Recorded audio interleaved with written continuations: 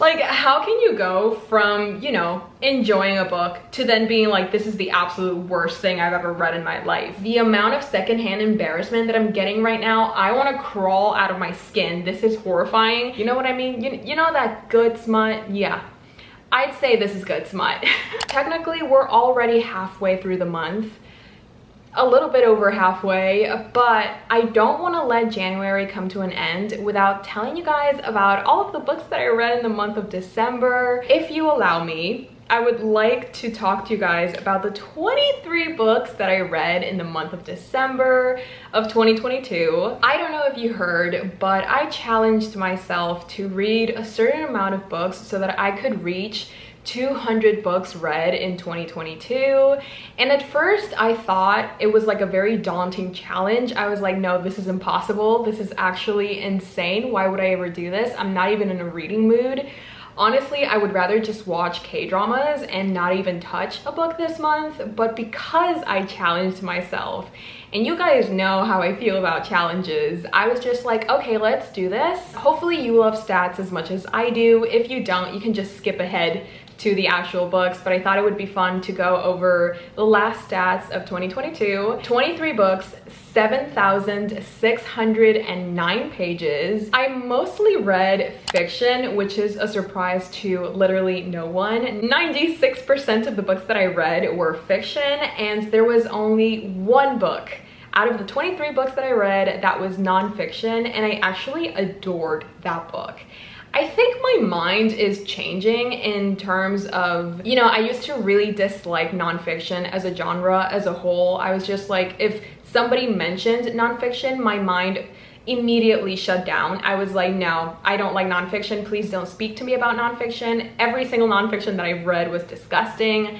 But then in 2022, I read so many different types of nonfiction books that made me open my eyes to the fact that that genre is humongous. And there are so many different types of nonfiction books, like memoirs and memoirs.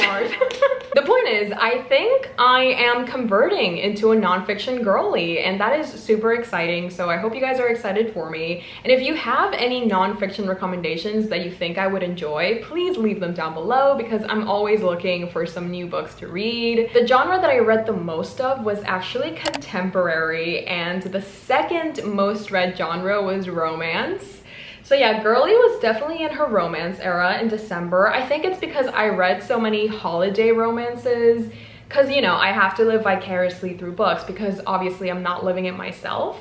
So holiday romance books definitely kept me afloat in December. Most of the books that I read in December were emotional, lighthearted, and funny. So, you know, December was kind of nice. It was kind of chill. I didn't have as many mental breakdowns as I generally do. So it was nice to kind of balance my mental stability with some fun, lighthearted romances here and there. You know, it never hurts to choose literature that doesn't intentionally hurt you. So that was nice.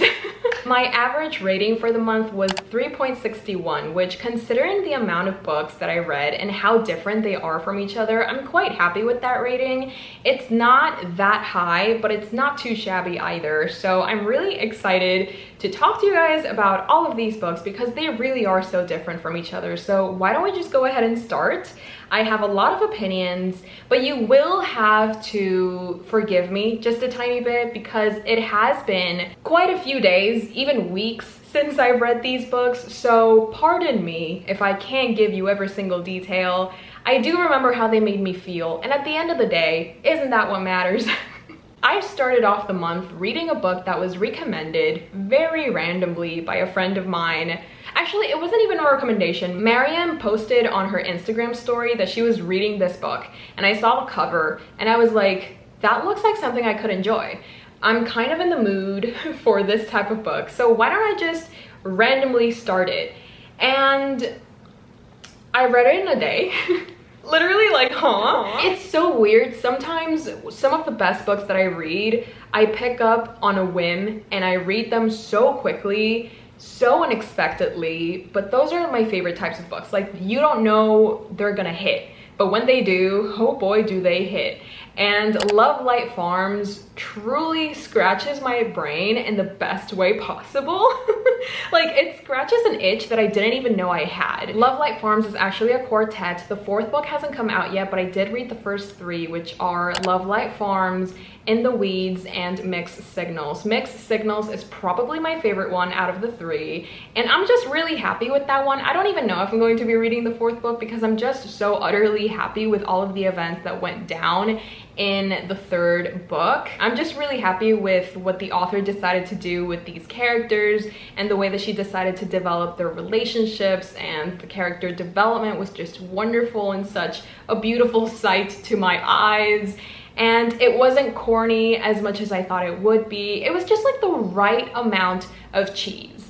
And it was just really wonderful. It's one of those books that just remind you why love can be so beautiful, and it's just a really good time. The smut is also real nice, you know, I have to be honest.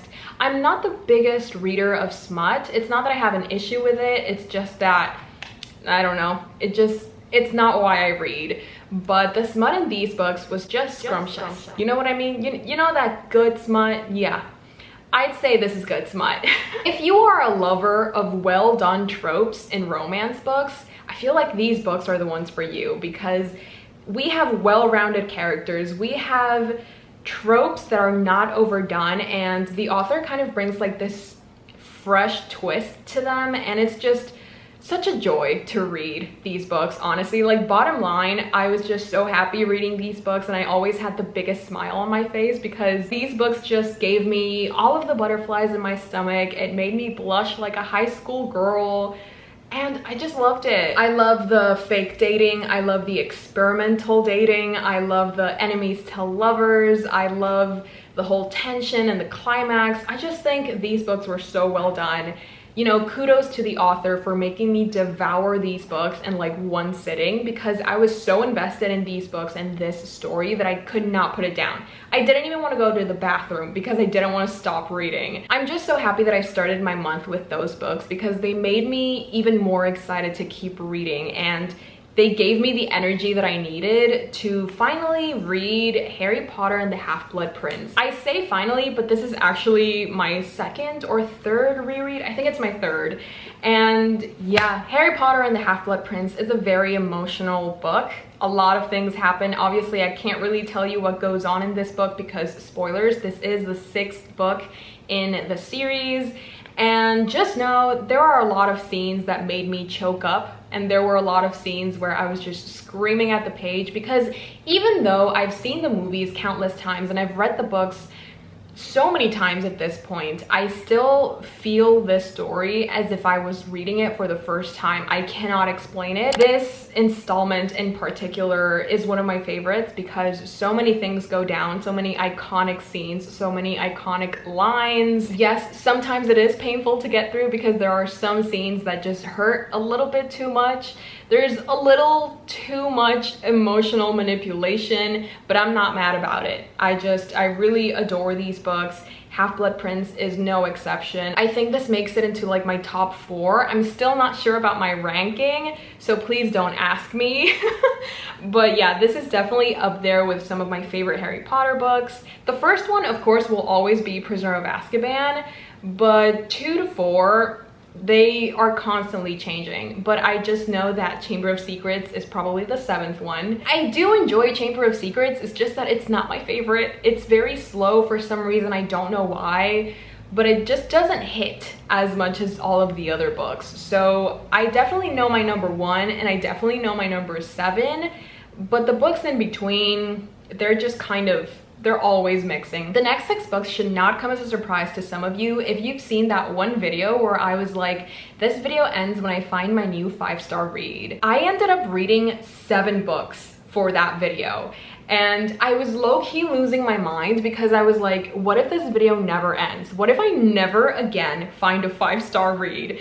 And I was just slowly starting to lose it. I think in some takes of that video, you can tell that I wasn't all there. If you haven't seen it, I'll link it up here. I think it's one of my favorite videos because it was just so honest and there was literally no plan. There was no script. I literally just walked in blind into that challenge and I had so much fun, and I actually found some really great books, some of which were these. Look at these wonderful pink books. I love that I read so many pink books in December. I do have 2 more pink books to talk about, and it's just really exciting. I love pink. I have a whole shelf dedicated to pink books.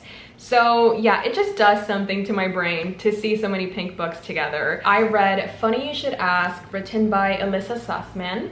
Look at her. I ended up giving Funny You Should Ask 3.5 stars. It's a very cute romance. It's fun. It's fast-paced, sort of, and yeah, like it was a fun time. There wasn't a lot to unpack, if you know what I mean. Like, the characters were nice. They were okay. I would have liked a little bit more depth to the characters, but overall it was just a cute, lighthearted romance. It was a fun time. I think I read this in a day because it was just really cute and it was very fun. The dialogue between the characters is also very funny because we're following these 2 characters who met a while back, 10 years ago, and something happened between them. We're not really sure on the details, and the narrative of the book goes back and forth between the past and the present. So 10 years after the events of whatever happened between them, they reunite, and it's super awkward, it's super tense, but we're not really sure why, and it's just fun to figure it out. And also, like, the sexual tension between them and their chemistry is really neat. I just had a good old time reading this book. But yeah, I would have definitely appreciated just like a tiny bit more depth to the characters. Then I read this one, Atessa Moshfegh's Death in Her Hands. I was really excited for this book because I have read one more book by Atessa Moshfegh, which is My Year of Rest and Relaxation. And even though that book is unusual, it's very unique. Yeah, I was really excited to read another book by this author because I was just ready for my mind to kind of just implode. I was ready to just accept the weird, accept the unique, but this one, it just didn't deliver. You know what I mean? Like, if it did, it was the wrong address. Like, this is not what I wanted. I would like a full refund. I didn't really enjoy any part of this story. I ended up giving this 2 stars because there's just so very little that I enjoyed. Most of the time that I was reading Death in Her Hands, like maybe an 80% of the way, I was like, when is this book going to end? And the fact that this has less than 300 pages, for me to constantly be thinking like, can this book end already? It doesn't bode well for my enjoyment of the book. I just felt like it was going on and on and on about the same thing over and over and over again. It never really amounted to anything. At the end of the day, I was just kind of bored with this character and with the whole concept behind this book, because we're following this woman. I think she's 50 or 70 years old. Basically, we're following an old woman and she lives in this cabin in the woods. She's very secluded, she's very isolated, she doesn't have any friends. And one day she's just walking with her dog and she finds this note. Her name was Magda. Nobody will ever know who killed her. It wasn't me. Here is her dead body. But there's no body. So then this woman se hace una película. Literally se hace una movie. She creates this whole story behind Magda and she gives her backstories. She creates this whole character list and she starts to Google how to get away with murder, how to write a good murder story, and then she starts believing her own lies, and it's just like this really sort of Delulu era in a way. This takes the unhinged woman aesthetic to a whole other level. And I do love reading about unhinged women because I just see myself reflected so clearly in them. But in this one, I didn't see it and I didn't feel it, and it was such a shame because I was just bored while I was reading this. So I ended up giving this 2 stars. Acts of Desperation, written by Megan Nolan. This was certainly an experience. In this book, we're following a very extremely toxic relationship. It's like the epitome of what a relationship should not be. And it's just these 2 people who are so wrong for each other, but they try to cling on to the remains of the relationship because they'd rather be with each other than be alone. It's just a very destructive relationship, and they're just not good for each other. They're not good for themselves. Like, they're just very destructive people, very toxic people. And this book follows that relationship. It explores the pros and the cons, albeit there's not really any pros. I did end up giving this 3.5 stars as well, because even though the writing and the story and the characters themselves were very interesting, at times I was just like, what is this all for? Like, I just felt disconnected from the story. I never really latched on to what this book was trying to do. So I just felt like, you know, when sometimes you feel like a third wheel? It's a very weird feeling. I don't know if this has happened to you. I hope it hasn't, because it's just like a very unexplainable feeling. I don't know why it happens sometimes, but when I'm reading books, I just cannot connect to the story. I just remember feeling disconnected from this book while I was reading it. Even though I enjoyed the story and the concept and the character development, or character regression, if that's even a thing. I did enjoy those aspects, but overall I ended up giving this 3.5 stars because I just never got to connect to the characters and to the story itself, but the writing is really wonderful. So there we go. At this point, I was getting a little bit anxious and a little bit nervous because I was 40 minutes into my video challenge and I still hadn't found, not even close, a 5-star read. I decided to explore outside of my TBR and I picked up this novella that was written by Frederick Bachman, which is called And Every Morning the Way Home Gets Longer and Longer. I cried my eyes out. It's less than 100 pages. I think it's even less than 80 pages. I had never been hit by a train as hard as this one. While I was reading, it felt like this book took all of my pain and all of my trauma and just multiplied it by 20%. And that doesn't sound like a lot, but considering the amount of emotional damage that I have, it was quite a lot. During the entirety of this book, I was just bawling my eyes out. Like, I can't even read quotes from that book because I just immediately start tearing up, because it's this story about this grandpa who is passing away and he's trying to find a way to explain to his grandson why he's no longer going to be here. The grandfather is slowly losing his memories, so the way that Frederick Bachman decided to portray this illness and the way that he describes the feelings and the emotions is just otherworldly. Frederick Bachman is honestly a god amongst men. I am so excited to read more books by him because all of the ones that I've read, which have only been 2, A Man Called Ove and now And Every Morning, those 2 books made me bawl my eyes out. So I cannot wait to read more books by him because I just know he's got me by the throat. I don't know if that's healthy, I don't know if that's good or bad or what, but I'm not mad. I'm not mad. Then I read another holiday romance, which was Kiss Her Once for Me, written by Alison Cottroon. I read this in like 2 days. It was fantastic. It was really cute. Our main character, she's kind of going through it. It's the holiday season and she has no one. She has nowhere to go. So it's a very lonely existence at the moment, and it's a painful one too. When suddenly she meets this man who's like, hey, we should get married. But it's like marriage of convenience because he needs his family to give him money and they will only do that if he's married. And she, you know, she's poor, so she needs the money. So he's like, hey, I'll pay you to marry me.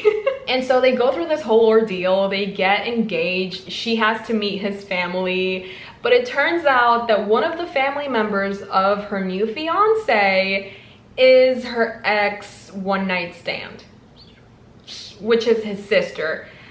Did I mention? It's a tiny bit awkward, it's a tiny bit tense, and it's just a really fun time. Like, the characters are out here, you know, I'm getting secondhand embarrassment, but it's all good because it's kind of funny, and I really love the Taylor Swift references that we get here and there. There's a lot of folklore, there's a lot of Evermore. I love those albums, so whenever I saw them mentioned in this book, I was like, that's another brownie point for you. And overall, it was just a very wholesome holiday romance. I had a lot of fun. I rated this 3.5 stars.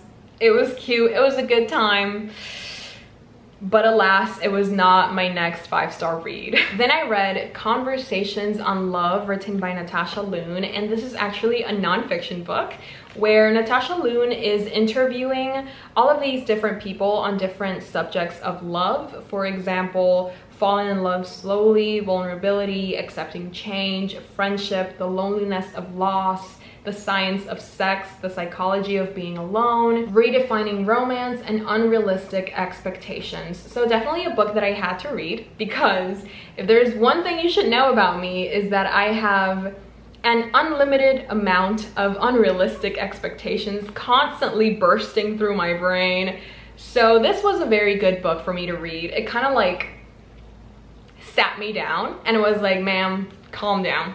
Calm down just a tad. I originally found this book on my Instagram because so many people were sharing quotes and phrases, and every time that I stumbled upon a post that talked about this book, I was like, this sounds like the perfect book for me. And I was right. I didn't end up giving this 5 stars, but I did give it 4 stars. And I think that some of the interviews in this book and some of the moments, some of the conversations that are had are so important and they're so beautiful. And honestly, some of these conversations and some of the points that are made in this book are so important and so beautiful. And some of them are sort of like this hard pill that you have to swallow. You know, not all truths are going to be pretty and manageable. Sometimes you have to face reality and just accept when something is not good for you, or when you're giving too much of yourself to someone who can't even give you half. So yeah, I just had such a wonderful time reading this, and there are so many highlighted segments. There are so many phrases again and quotes that made me think about so many things. Then I finally managed to finish my video challenge by reading Chain of Iron, written by Cassandra Clare. Look at the amount of tabs that this baby has. I literally went through 2 packages of tabs because I was just underlining, highlighting.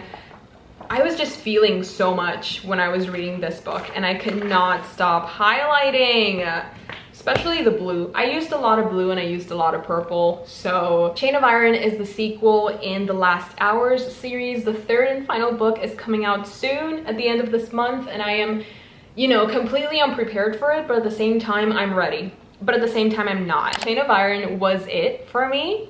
I loved it so much. I went to bed at like 2 a.m. and that's not something that usually happens because I value sleep so much. So the fact that I sacrificed my sleep in order to finish this book, it means a lot. That's when you know. That's when you know. So yeah, Chain of Iron, 5 out of 5 stars. Who is surprised? Hopefully you aren't.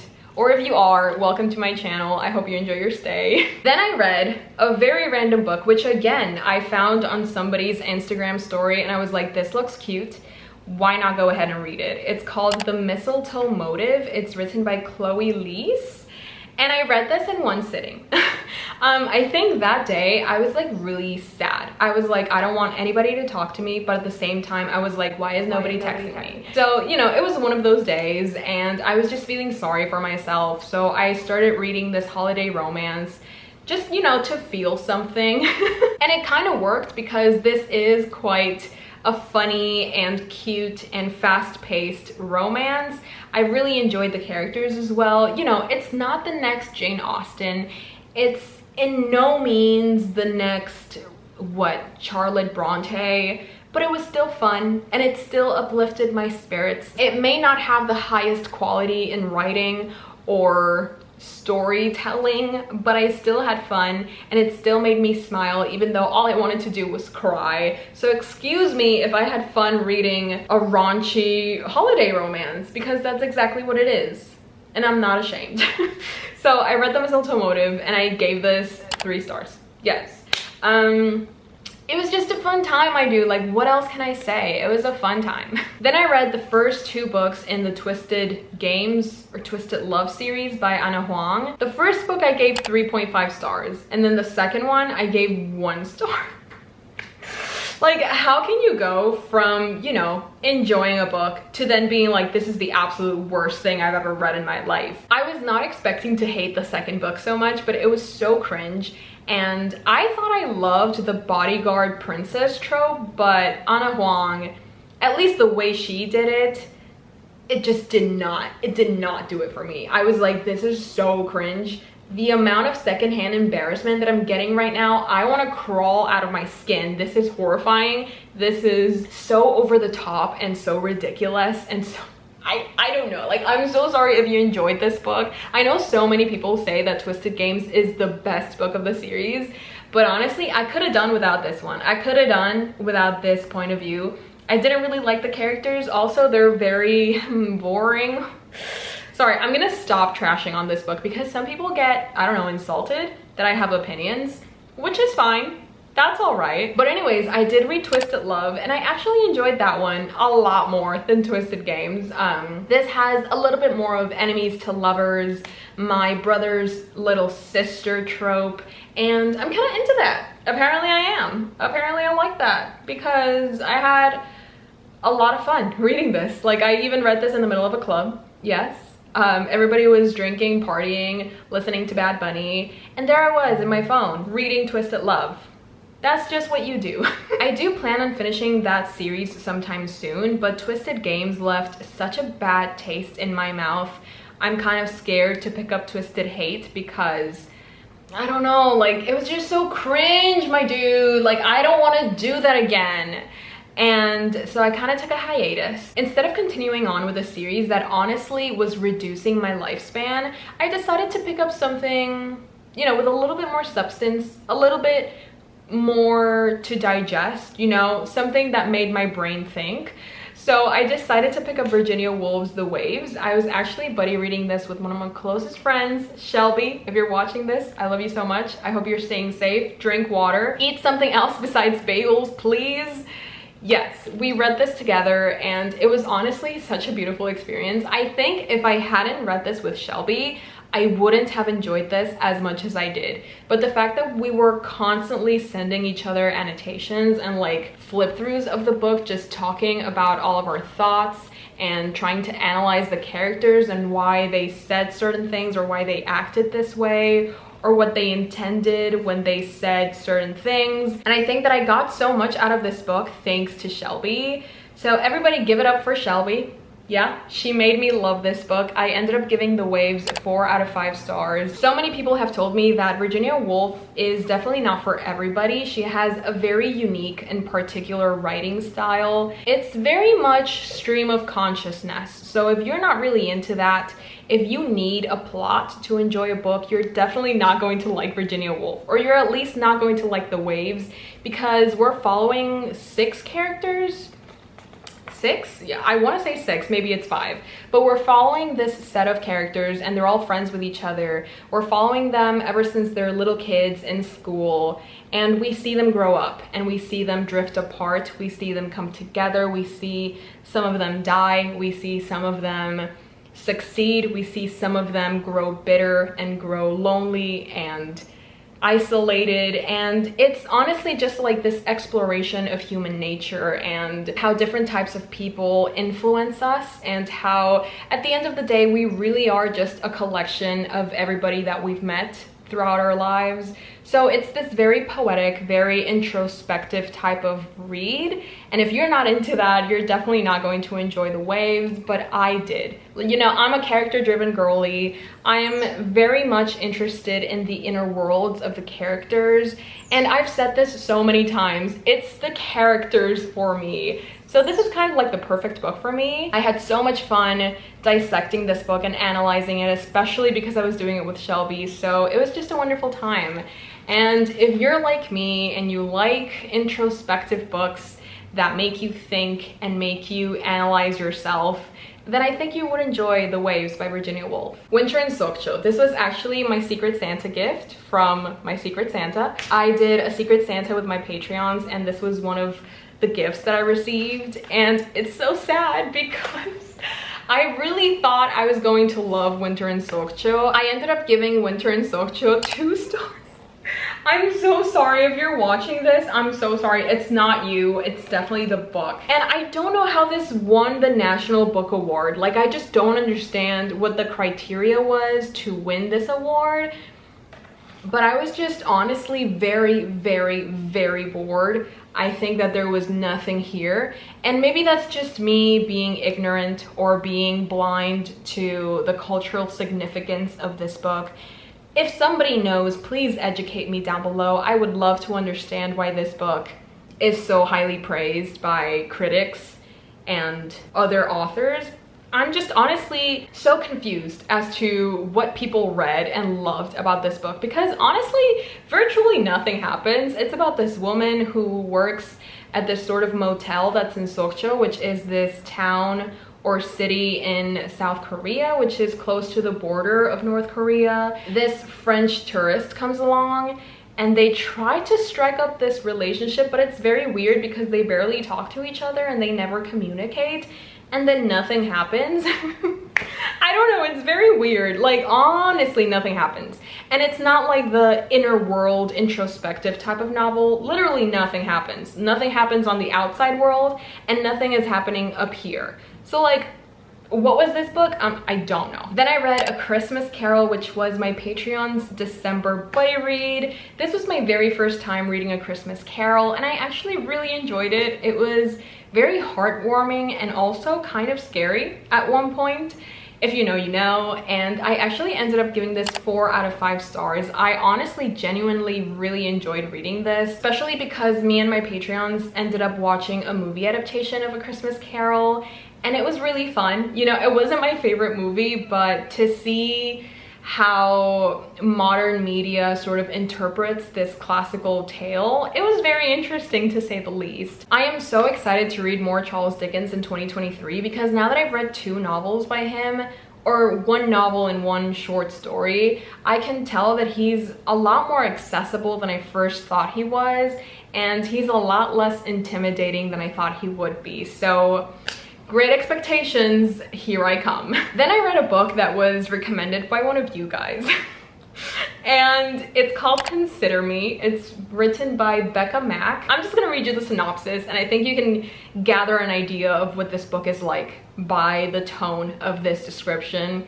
Carter Beckett is the NHL's resident bat boy, top player both on the ice and in the bedroom, and quite possibly the sexiest man to ever grace my field of vision. But worst of all, he knows it. He's arrogant, self-centered, and the man doesn't seem to know what a filter is, let alone how to use one.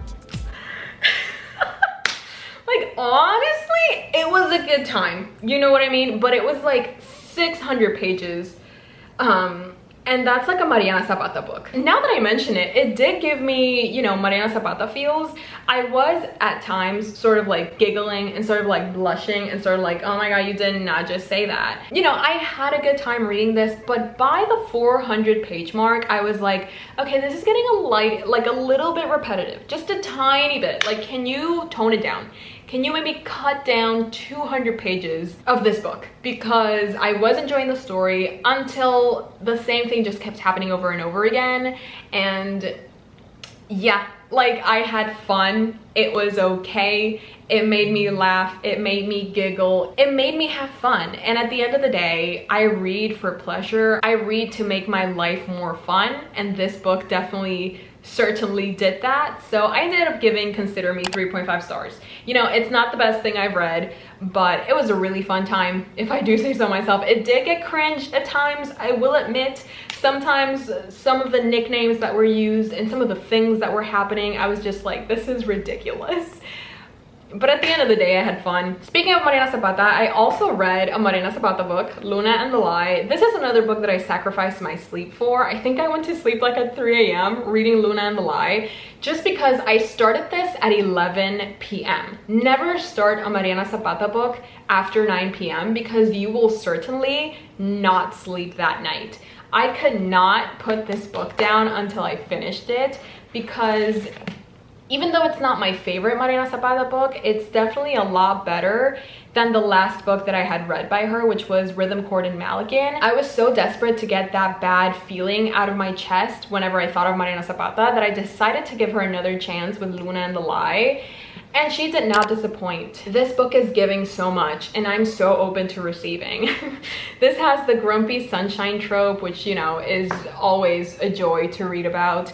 And we also have that one, I don't know if it's a trope or just like this plot device, where the sunshine character, she actually has a lot of trauma that she's hiding behind all of her sunshininess.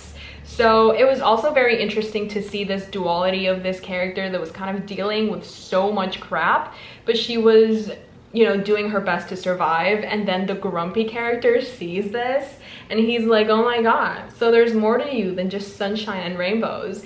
And it's just, yeah, it was a great time. I had a great time. Then I read a collection of short stories that's called Someone Who Will Love You in All Your Damaged Glory, written by Raphael Bob Waxberg.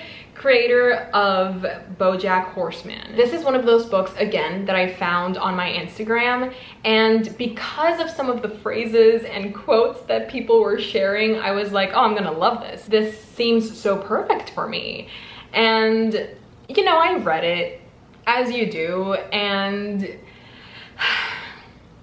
it was fun. Don't get me wrong. I did have an interesting time reading this collection of short stories. They're very eclectic. They're just extremely out of pocket. I don't know where this author came up with these stories or these ideas.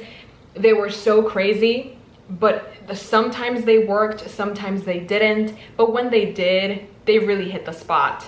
So I ended up giving this a 3.5 stars because there were just some stories that I really connected with and I really enjoyed the story behind them, or like the message behind them. But then there were other stories where I was like, what is this? Then I read a graphic novel, which was Demon in the Wood, written by Leigh Bardugo. I picked this up on a whim just because it was nearing the end of December and I was like, I still need to read a few books and I don't know what to read. And then this was available on Libby. So I was like, why not? And I read it and I actually had a lot of fun. This is also a very gorgeous graphic novel. The usage of colors and the type of illustrations that this graphic novel has is just my favorite kind of illustrations and usage of color. So I was just living a fantasy. It was wonderful, it was beautiful, and the story itself was so captivating, especially because we're following a character that I have for always been so fascinated by. So I definitely enjoyed Demon in the Woods. And if you like the Shadow and Bone world or just like the Grishaverse, I would highly recommend that you read Demon in the Woods. Demon in the Wood, not in the woods. My bad. Then I read The Vegetarian by Han Gang and I ended up giving it 3 stars because this story is basically about this woman who has a really bad dream, and because of it, she becomes a vegetarian. And her whole family is against it. Her husband is against it. She starts losing a lot of weight because she's just not eating. Her family is trying to force meat onto her, and it's just this really disturbing tale of women being in pain and suffering. But the thing is, they're all told from the men's perspective. We never really get an in-depth view into the perspective of the actual victim. And that just kind of rubbed me the wrong way. Why are we focusing on how men view this situation instead of hearing about the women who this story is actually about? You know what I mean? So I don't know. It was just weird. Overall, it was just weird. The last book that I read in the month of December was actually a manga. I only read 1 manga that month, which is kind of weird. But nevertheless, I read the first volume of Yona of the Dawn. I had watched the anime earlier on in the year and I just completely fell head over heels in love with the characters and the story and the writing and everything about it.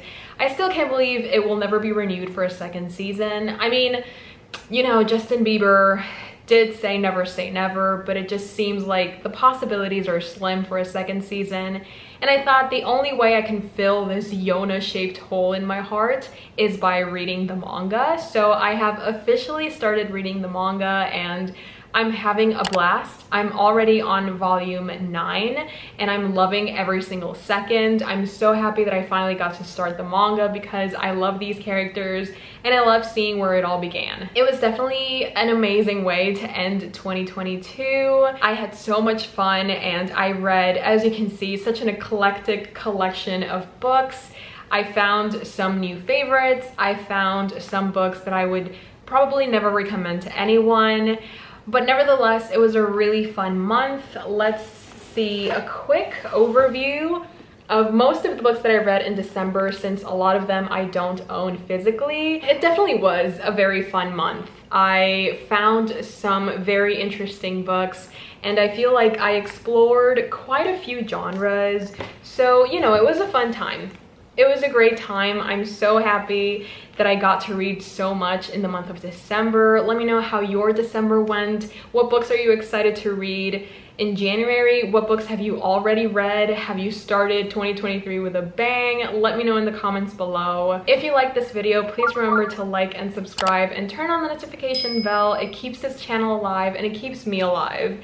So I would really appreciate if you did that, if you can, of course, if you want. If you like my channel and would love to see more from me, I also have a Patreon where I post exclusive content, exclusive reading vlogs. I do some reading sprints. We have monthly movie dates. We also have a monthly book club, so I would love it if you could join and become a premium simper. Not that I'm biased or anything, but it's actually very cute, very fun, and I would love to have you. So the link is down below if you're interested. I also have an Instagram where you can find me whenever I'm not on YouTube or Discord. I'm definitely on Instagram. If you're still here, leave this emoji in the comments below so that I know you're a true simper and you support me and you stay on till the end.